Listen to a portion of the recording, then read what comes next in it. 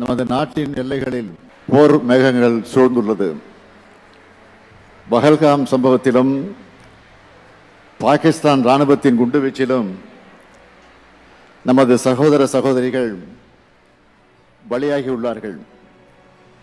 அதற்காக பதிலடி கொடுக்கும் வகையில் தமது உயிரை துச்சமாக மதித்து எல்லையில் நமது இந்திய இராணுவ வீரர்கள் போராடி வருகிறார்கள்.